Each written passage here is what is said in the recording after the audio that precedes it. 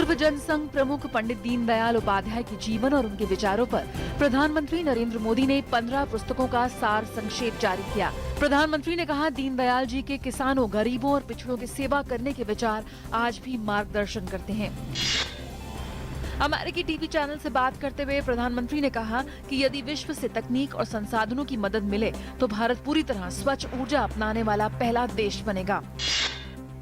Surgical strike से पाकिस्तान में बौखलाहट। खबरों के मुताबिक पाकिस्तानी सेना ने आतंक के सरगना हाफिज सईद और सैयद सलाउद्दीन को सुरक्षित पनाहगाह में पहुंचाया।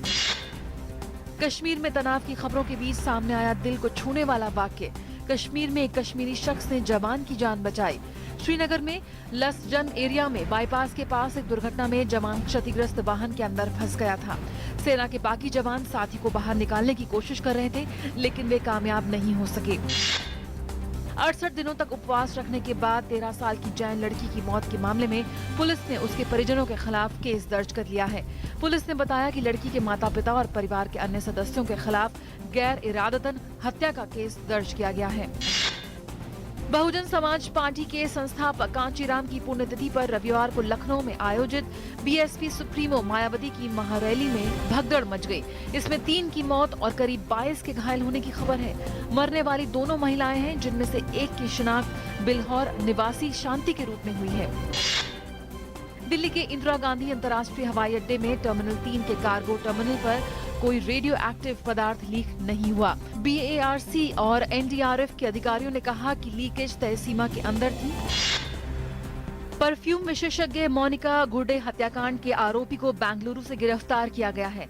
मोनिका का शव 6 अक्टूबर को गोवा के कैलंगूट तट के पास सांगोल्दा गांव स्थित उनके घर में पाया गया था।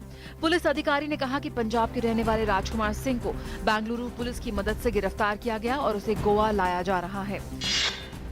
पाकिस्तान के क्वेटा में बलूचिस्तान में चीन के बढ़ते हस्तक्षेप और पाक व चीन के बीच हुए आर्थिक गलियारे के खिलाफ बलोच लोगों ने किया प्रदर्शन। पाकिस्तान और चीन के खिलाफ जमकर की नारेबाजी। महिलाओं के खिलाफ अभद्र टिप्पणियां करने पर डोनाल्ड ट्रंप पर राष्ट्रपति पद की दौड़ से हटने का दबाव बढ़ा। ट्रंप और हिलेरी क्लिंटन के बीच दूसरी प्रेसिडेंशियल डिबेट जारी। दशक के सबसे शक्तिशाली तूफान मैथ्यू के कहर के बाद हैती में महामारी का खतरा मंडरा रहा है। लोगों के लिए स्वच्छता बनाए रखना और पीने के लिए साफ पानी मिलना बहुत मुश्किल हो रहा है। हैती में मैथ्यू ने 4 अक्टूबर को दस्तक दी थी, जिसमें 900 से ज्यादा लोगों की मौत हो गई थी। इस्लामिक स्टेट से संबंध रखने के आरोप में एक ब्रिटिश ग्लैमर मॉडल को गिरफ्तार किया गया है। किम्बरले माइनर्स नामक ये मॉडल आईएस आतंकियों से संपर्क करने के लिए सोशल मीडिया का इस्तेमाल करती थी। भारत और न्यूजीलैंड के बीच इंदौर में खेले जा रहे तीसरे टेस्ट के दूसरे दिन भारत ने अपनी पहली पारी 5 विकेट पर 557 रन बनाकर घोषित कर दी।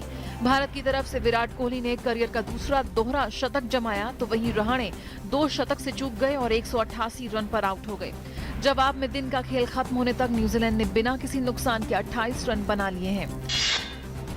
ब्रिक्स अंडर 17 फुटबॉल टूर्नामेंट में चीन और दक्षिण अफ्रीका के बीच खेला गया मुकाबला ड्रॉ पर खत्म हुआ। दूसरे मुकाबले में ब्राजील ने रूस को 2-0 से हराया। शक्ति उपासना के 10 दिवसीय पर्व नवरात्रि का आज नवमी पूजन के साथ समापन हो जाएगा। आदि शक्ति नव दुर्गा के रूपों में देवी सिद्धिदात्री 9वीं शक्ति है। शास्त्रानुसार नवरात्र पूजन की नवमी पर देवी सिद्धिदात्री की पूजा का विधान है।